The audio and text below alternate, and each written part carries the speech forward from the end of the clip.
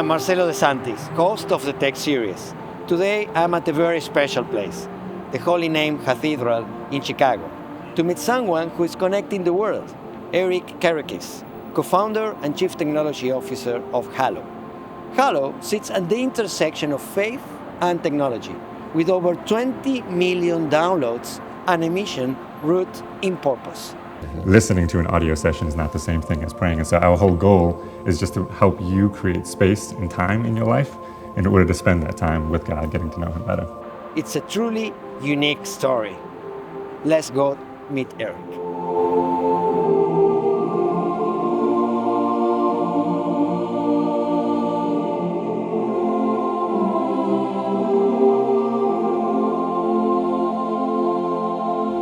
Hi everyone. I'm in a very special place today. I'm in Chicago. I'm in the Holy Name Cathedral with a very special guest also, Erich Kerekes, CTO and co-founder of Hallow. Erich, welcome to the Tech Series. Yeah, thanks so much for having me. My pleasure. So before we get into your company and your journey as an entrepreneur, what does this place mean to you? Yeah, Holy Name Cathedral might have been the first church I ever actually walked into downtown Chicago. I grew up in the suburbs here, but I think it's been around for about 150 years, and it's one of the most, as soon as I walked in, one of the most beautiful cathedrals I've ever been in. So tell us about your company now. Hallow, how did you get to build this company? Where are you coming from? What's your role now? How do you see the company going forward? Tell us a little bit about that. Yeah, so Hallow is a Christian prayer and meditation app. You can kind of think of us like a Headspace or Calm, but for all guided prayer instead of guided mindfulness meditation. We've got about 30,000 prayers in the app now. You can choose how you want to pray, different techniques. Basically hit play, close your eyes, and we'll guide you through the prayer. We started about 6.5 years ago, and we came from some pretty hectic, busy jobs before, and trying to figure out how we can kind of take a step back from the world a little bit and refocus on what really matters. And so it was around that time that Calm and Headspace, mindfulness meditation really started taking off.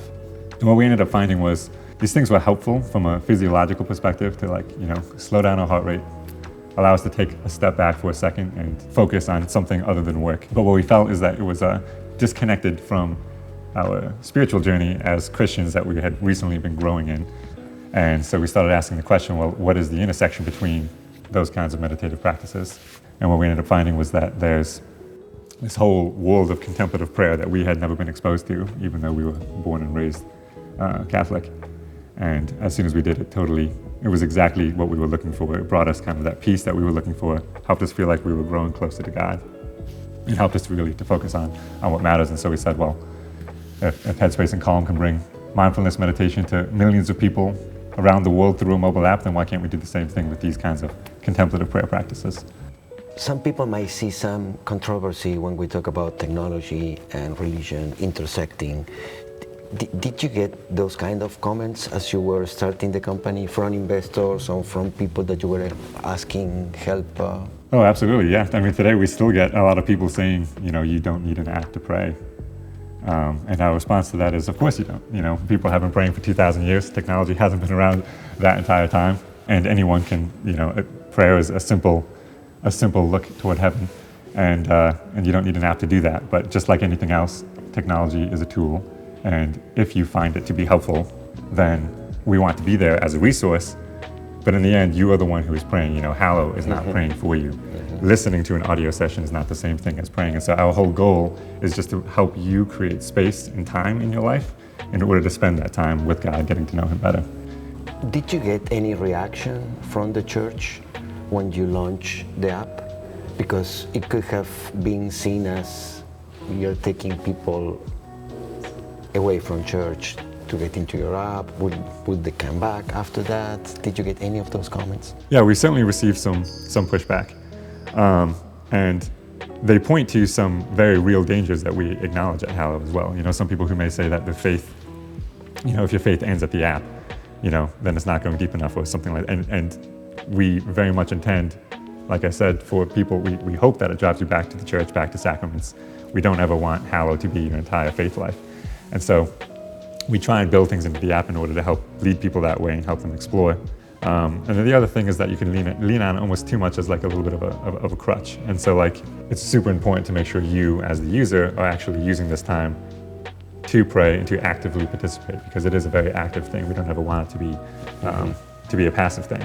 And so, and those are real concerns, but we try to build, the way that we build Hallow, the way that we build the content, the features, we try and make sure we always invite people in. We'll always leave time for space and silence within our prayers. We'll often include prompts for people to reflect on themselves as well. And in the end, it's a tool that can be used, but it should not be the end of it all.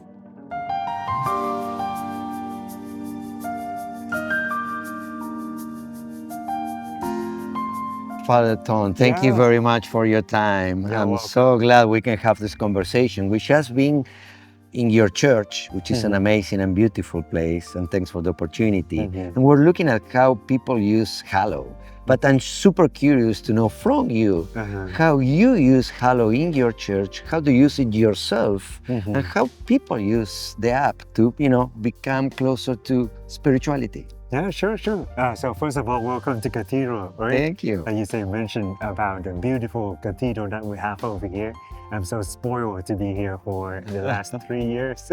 Wow. Yeah, so for the Hallow app, the way that people use it, so first of all, like when the app launched, and I was a bit skeptical, about technology, but then... Many people are skeptical about technology, right? Yes, I mean, technology and religion, right? Uh-huh. It's something that is uncomfortable sometimes. Yes, but then we invited Alexandra to come here to give a talk about the Hallow app. And during the Q&A, a parishioner raised her hand, and then she shared with the group that like she was very struggle with her faith, with certain doctrine and dogmas of the church. But then when she started to use the Hallow app, and then the Hallow app, because it has so many options, that she was able to deepen her faith in a way that she couldn't think before.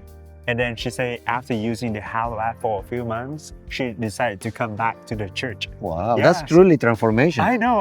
It's like a mini conversion. Of course. Yes, using the Hallow app.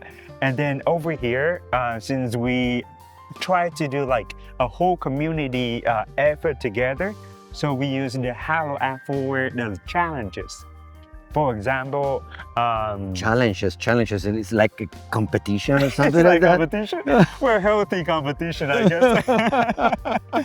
Yeah, so for example, we're doing Lent. Hallow launched the Pray 40, and we use that to bring the whole community together. So every day there's a reflection that people will listen. So the whole parish, you think about like listen to the same thing, so they are familiar with the language. And when they come together, right, they know exactly what they are talking about. And tell me, I'm curious about how you use the app yourself. Yes. Let me show you. So usually, I use it for my personal prayer. For example, like the Hallow during the election of the Pope, when Pope Leo was appointed to become a Pope, and then they launched a series. You Wow, see, there I are can see 7 that. days of the prayer for the Pope. And how are you doing? How are you doing so far? Your performance? Yeah, so it's very well actually. So today is missionary, so day 3. So eventually I'm going to listen today. But so usually I listen to one series, and when I finish, I move on to the next. So you're a power user. You use all the features in the app. Yeah, pretty much. Like when I'm free, I like to explore, so that it's good to know where people are at and what people are using. And if we introduce the Hallow app prayer tool for the people to deepen their faith, then you need to know to use it, right? So that you can stay connected with the people. Absolutely. I want to touch on the advertisement you guys did for the Super Bowl. What were you thinking? Why did you decide to get into the Super Bowl, right? It's a very expensive marketing intervention. And what was the result of that advertisement? Yeah, I mean, that was a super fascinating one. Never would have thought we would do a Super Bowl commercial going back a couple of years. I mean, even just a year before it. But it was kind of one of those all of the stars aligned pieces, and it's so much of Hallow, it seems like, God is orchestrating in some way. Because there was just so many things that came together for it. For one, we had recently signed our first partnership with Mark Wahlberg, so we already had filmed a commercial with him that could work well for that. And so something like the Super Bowl is a way to really reach out to a broader audience. But then it also so happens that Ash Wednesday, which is the beginning of Lent, every year is our biggest day of the year. And Super Bowl Sunday only happens the same week as Ash Wednesday once every decade or 12 years. So then that timing worked out. This is the first time in a long time that they happen to be the same week. So then our commercial could say hey, join us in 3 days for the beginning of Lent. So when we look at it in the grand scale, as far as okay, how many more people did we end up reaching as a result of that week? It ended up being worth it and a great way to kind of get our name out there when we were right at that perfect stage where we were starting to gain some traction, but we certainly are still not a household name or anything. So it felt like there was a lot of ways that we could use that to get the brand name of Hallow into people's minds for the first time. Let me get back to technology now. It's a special moment for Christians and the church. We got a new Pope, Leo XIV, and he was talking about technology, right? He was talking about AI specifically.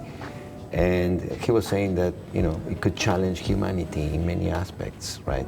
So I wanted to ask you, are you going to use AI as part of the platform in any shape or form? And how are you going to use it in a way that is responsible? Yeah, absolutely. A big question, something I've spent a lot of time thinking about recently. To take the question first as to do we have AI in the app? We do through one partner called Magisterium AI. It's a chatbot. It's the only consumer-facing AI that we have in the app today. And we're clear to have a big disclaimer screen up front saying it's mostly to clarify questions on things like church doctrine.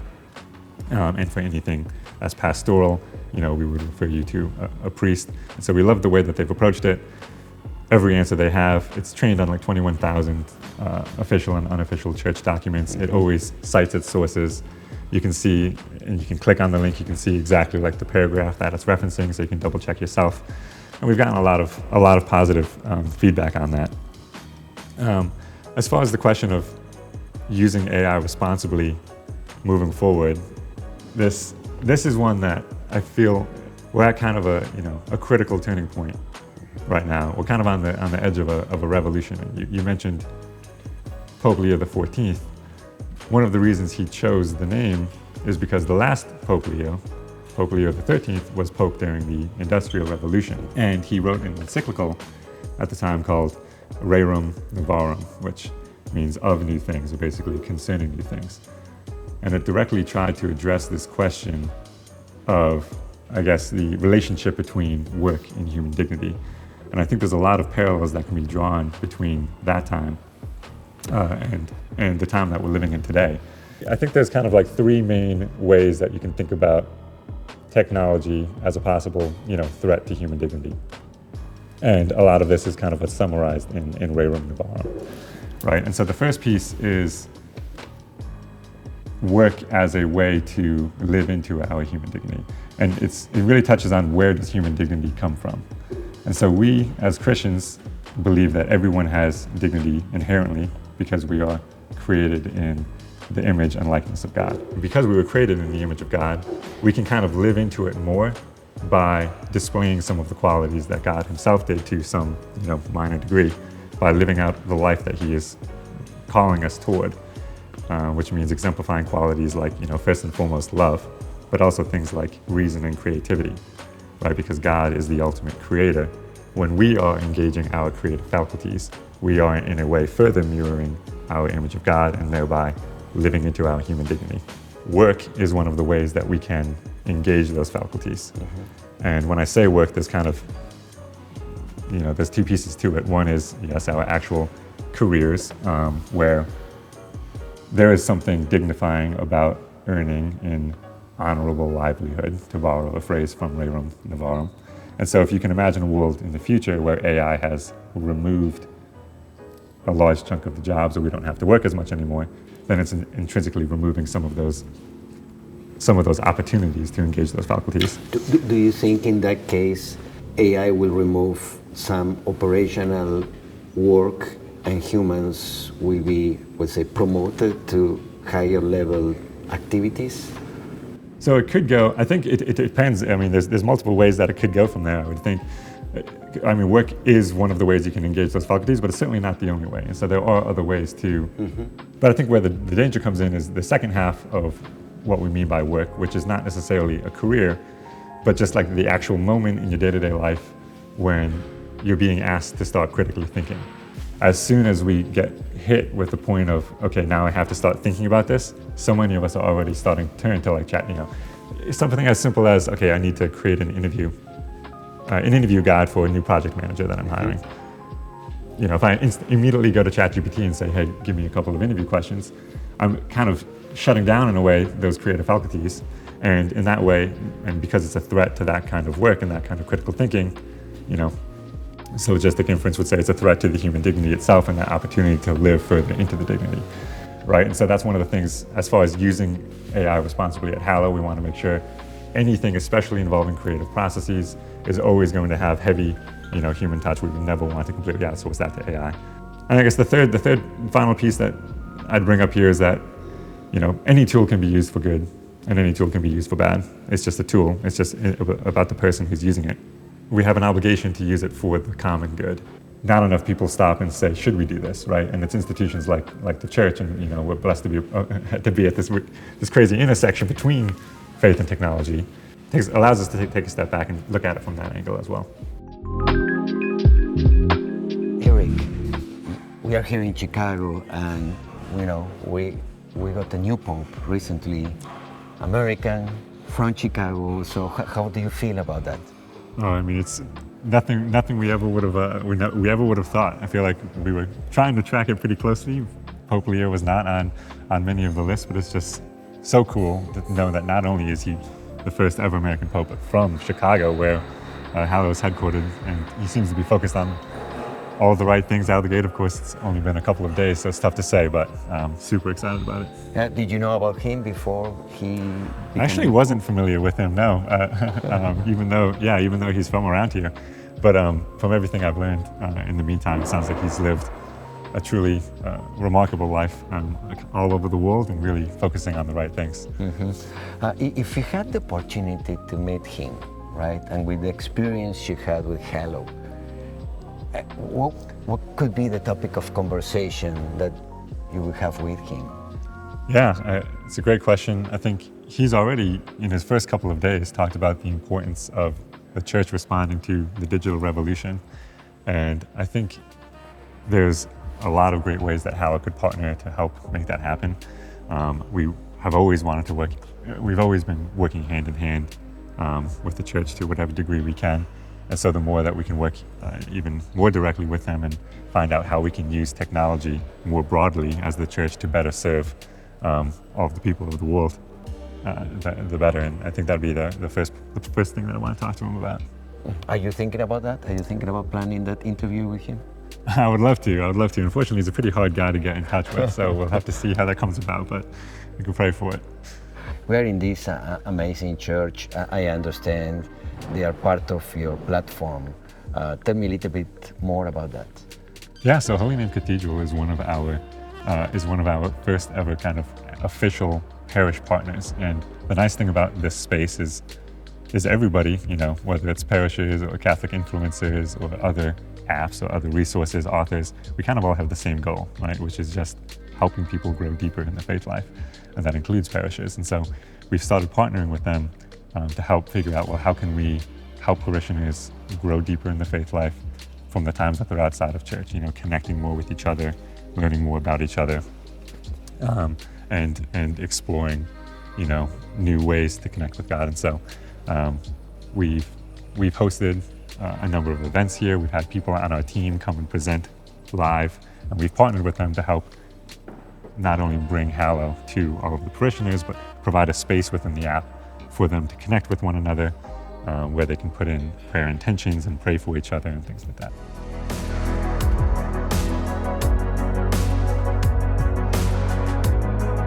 Let's focus on yourself as a leader, right? And I'm curious to know, how do you define leadership? How do I define leadership? That's a good question. I think I'd probably say something along the lines of enabling others to do the best work in service of like a common goal or common mission, right? It's really about getting, when you're surrounded by people who are all trying to achieve the same thing, how can we bring all those people together in order to best direct our efforts toward achieving that thing? Mm-hmm. What kind of leader are you? What kind of leader am I? I think what I've come to realize more over time is that it should really be catered toward the person you're trying to lead and towards the team that you're managing. Because if I have somebody on my team who's brand new to a role or has never worked at a startup before, has never been, say it's a product manager, has never done that kind of role before, I can probably do a better job of enabling them if I meet with them on a regular basis and have a weekly check-in and hold their hand a little bit more. Whereas somebody who's a little bit more senior coming in and feels like they have a good way of doing it, like being a little bit more hands-off could make sense. Moreover, even within managing the same person over time, the preferences for that individual may change as time goes on as well. And so I try my best, whether or not my team would say that I always succeed in that is a different question. But I try my best to think about, okay, where is this person right now in the professional journey and how can I best accompany them along the way toward achieving our shared mission. This has been a really special interview. The place, the guests, the story, it all felt different. You don't often walk into a church to talk about technology and live with a sense of peace. But that's what happened today. It all started with a question: can technology bring us closer to God? Hearing Erich talk about Hallow, I realized the platform became an answer for millions of people around the world that wanted to spend quality time to connect with their spirituality. What struck me the most about Erich is how he leads, with faith and low ego. You feel it in the way he talks, and the way he listens, and the way he describes himself as an enabler of others. It's rare to find that in a leader, and it's powerful. The technology is simple, but the purpose behind it is what makes it special. Hallow is helping people slow down and reconnect with themselves, with others, and with something larger than themselves. I did love the community aspect of the app. It encouraged users to engage more deeply with their faith. This sense of shared experience and support can be a powerful motivator for individuals seeking spiritual growth. That kind of connection and experience is hard to build and scale, and Hallow is doing it. We talk about artificial intelligence, what's exciting, what's risky, and why it's so important not to give up something so human and valuable, our ability to think for ourselves. My final thought: in a world full of noise, this conversation reminded me we can still build technology with purpose. In this case, technology that listens, that makes us reflect, that brings us back to what really matters. Thank you for watching this episode. I hope you enjoyed, and if you did, please like and subscribe. This is the Tech Series, where innovation meets humanity. See you in the next episode. A moment in my life that has been super impactful for who I am today, it was really a conversation that I had in college with a professor who just asked me the question of what I believe and why, and I found I couldn't totally articulate it. What you believe and why is so important. It's going to have an impact on basically every decision you make in your life, what you ultimately try and pursue, the people who you want to hang out with, how you go about living your day-to-day life. It is such an important thing that you should explore it to the point that you can plant your flag somewhere, say, this is what I believe and why, have conviction in that. And I found that to be a super compelling argument. I would just love to pass that along to anybody else too, that same challenge, if you aren't sure and you aren't able to quite articulate what you believe about the world now, then take the time to think about it.